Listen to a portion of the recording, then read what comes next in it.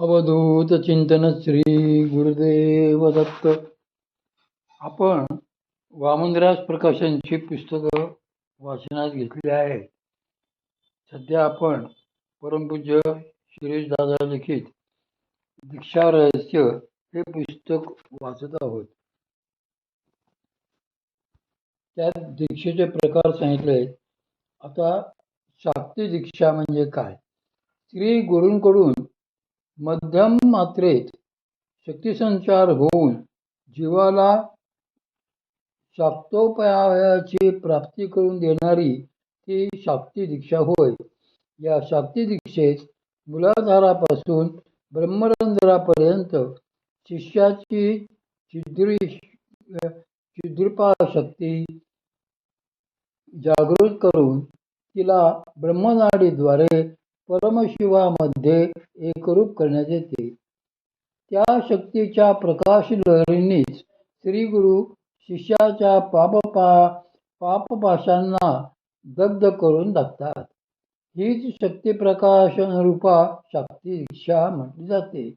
या दीक्षेने आपल्या शक्तीचा प्रकाश श्रीगुरु शिष्याच्या हृदयात करवतात. मात्र या दीक्षेकरता साधक हा किमान उच्च श्रेणीचा मध्यम अधिकारी असणे अत्यावश्यक आहे.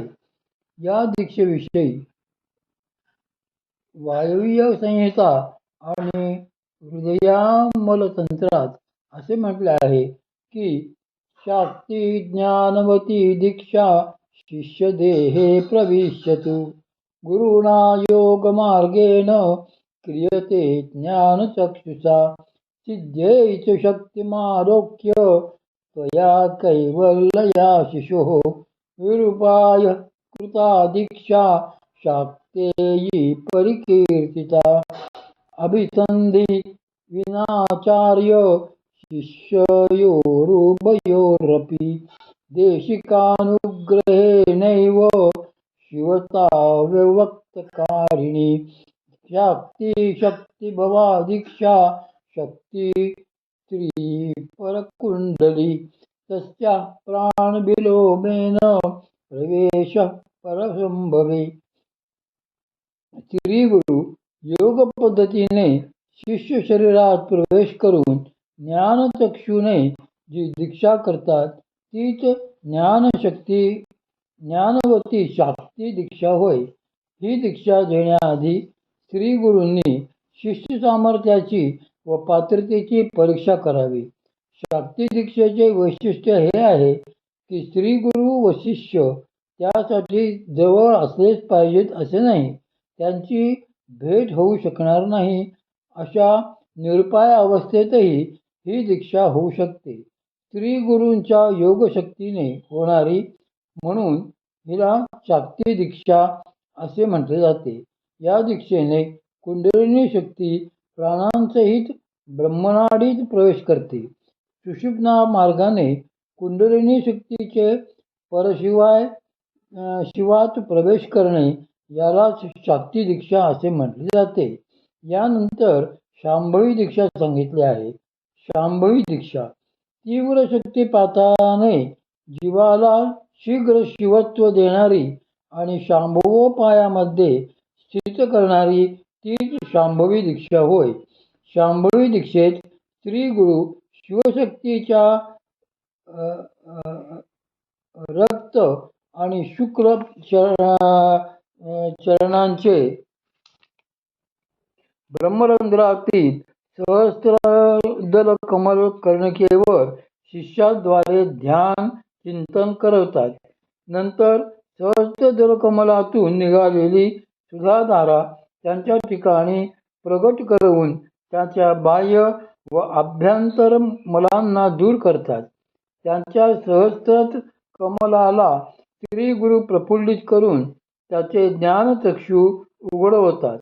रक्त शुक्ल चरणानंतर मिश्र चरण व निर्वाण चरण यांचेही रहस्य ते शिष्याला उघडे करवितात. शांभवी दीक्षा होण्यासाठी शिष्यही अतिशय थोर अधिकारी उत्तमोत्तम अधिकारी असावा लागतो. त्याशिवाय ही दीक्षा संपन्न होऊ शकत नाही. गंधर्व तंत्रात, कुलार्व तंत्रात व वायव्य संहितेच्या 25व्या अध्यायात म्हटले आहे की गुरोरालोकमात्रेण भाषणास्पर्शनादपि सद्यस्त्वज्जायते ज्ञानं सा दीक्षा शाम्भवी मता देशिकानुग्रहेणैव शिवता व्यक्तकारिणी सेयन्तु शाम्भवी दीक्षा शिवा देशस्थकारिणी चरणद्वयसम्भूता शाम्भवी शीघ्रसिद्धिया. परमकृपाळू श्री गुरूंच्या दृष्टी, वाक्य अथवा सिद्ध स्पर्शाने अधिकारी शिष्याला शक्तिपात होऊन तात्काळ त्याच्या ठिकाणी दिव्य ज्ञान उत्पन्न होते. श्री गुरूंची मोठी कृपा आणि शिष्याचे पूर्वपुण्ययुक्त सौभाग्य यामुळे एकदम आत्मसाक्षात्काराची अवस्था ज्या ठिकाणी प्राप्त होते तिला शंभूपद प्राप्त करून देणारी शांभवी दीक्षा म्हटलेले आहे, जिच्यामुळे शिष्याला एकदम कृतार्थता प्राप्त होते. तीच मंगलमयी अशी शिवादेश करविणारी शांभवी दीक्षा होय. शिवशक्तीच्या संयुक्त अशा चरणद्वयांमुळे सम्यक प्रकाराने होणारी ही शांभवी दीक्षा शिष्याला शीघ्र सर्व सिद्धी प्रदान करणारी आहे. आलंबनपरत्वे वेद दीक्षा. विविध तंत्रग्रंथांमध्ये याच वेद दीक्षेचे आणखी प्रकार सुद्धा थोड्या वेगळ्या पद्धतीने मांडले गेले आहेत. या वेद दीक्षेचे तेज, वायू, आकाश आणि मनाच्या आलंबनाने होणारे 4 प्रकार आहेत. 1. तेजाच्या साहाय्याने आलंबनाने होणारी ती चाक्षुषी किंवा दृक दीक्षा. चक्षूंमध्ये दिव्यपथ नाडी असल्यामुळे ही श्रेष्ठ दीक्षा समजली जाते. श्री गुरूंच्या दृष्टीपातनेच शिष्याची प्रसुप्त शक्ती जागृत होते. हिलाच नेत्र दीक्षा असेही म्हणतात. श्री माऊली याबद्दल म्हणतात की हे असो दिठी जयावरी झळके की हा पद्मकर माथा पारुके तो जीवची परी तुके महेशेसी. अशी ही दीक्षा प्राप्त झाल्यावर तिच्या योगे जीव शिवस्वरूपाची प्राप्ती करून येतो. 2. वायूच्या सहाय्याने आलंबनाने होणारी ती स्पर्श दीक्षा. ह्या दीक्षेत श्री गुरु आपल्या उजव्या तळ हातात शिवतत्वाचे योजन करतात आणि शिष्यमस्तकी असा शिवहस्त ठेवून त्याची शक्ती जागृत करतात. दत्वाच मस्तके हस्तम शक्तिपातम करोतीही असे द्विसहस्त्री टीकेत थोरल्या महाराजांनी परमपूज्य श्री वासुदेवानंद सरस्वती टेंबेस्वामी महाराज यांनी सांगून ठेवले आहे. श्री माऊलीही म्हणतात की हे असो दिठी जयावरी झळके की हा पद्मकर माथा पारुखे तो जीवची परी तुके महेशेसी. आकाशतत्वाच्या साहाय्याने आलंबनाने होणारी ती शब्द दीक्षा. आकाशाचा गुण शब्द हाच असल्यामुळे शब्दाद्वारे या दीक्षेचे आलंबन होते. ह्याच दीक्षेला मंत्र दीक्षा म्हणूनही ओळखले जाते. याविषयी श्री माऊली म्हणतात की पै गुरु शिष्यांची या एकांती जे अक्षरा एकाची वदंती ते मेधाची या परी त्रिजगती गर्जती सैंग. श्री गुरु एकांतात शिष्याच्या उजव्या कानात दिव्य शब्दाचे कृपापूर्वक दान करतात. त्याच शब्दाचा ढगांच्या गडगडाटाप्रमाणे प्रस्फोट होऊन प्रसुप्ता भगवती शक्ती जागृत होते. मनाच्या साहाय्याने किंवा आलंबनाने होणारी ती ध्यान दीक्षा किंवा संकल्प दीक्षा श्री गुरु आपल्या शुद्ध संकल्पाच्या साहाय्याने शिष्य शरीरात शक्ती संक्रमण करवितात. मानवी शरीरात एकूण 11 मुख्य रंध्रे किंवा छिद्रे असतात व त्वचा ही देखील छिद्रमयच असल्याने 12वे रंध्र मानली जाते.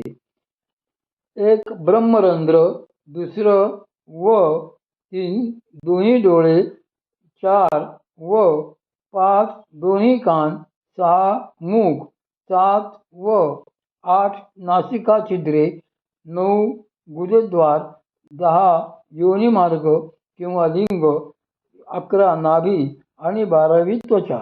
या सर्व रंध्रांद्वारे विशिष्ट नाड्या बाहेर आलेल्या असतात आणि या सर्व नाड्या येनकेन प्रकारेण आतल्या बाजूने सूक्ष्म सुषुम्नाकंदाशीच निगडीत असतात.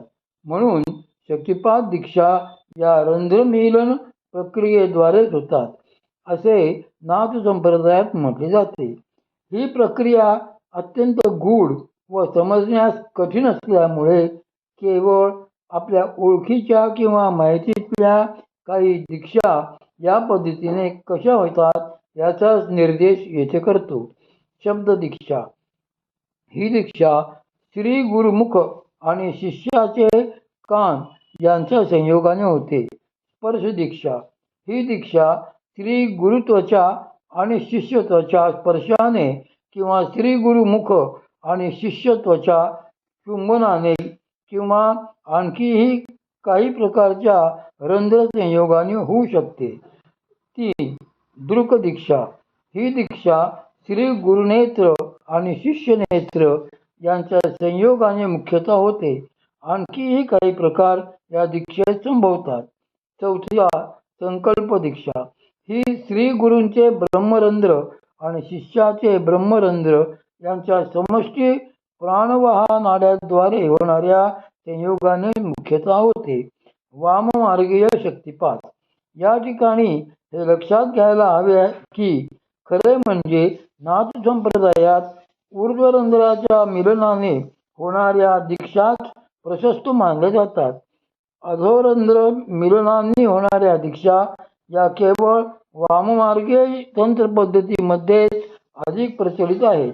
उदाहरणार्थ यापैकी एका पद्धतीत पुरुष लिंग आणि स्त्री योनी यांच्या संयोगाने विशिष्ट पद्धतीचा शक्तिपात घडवून आणला जातो.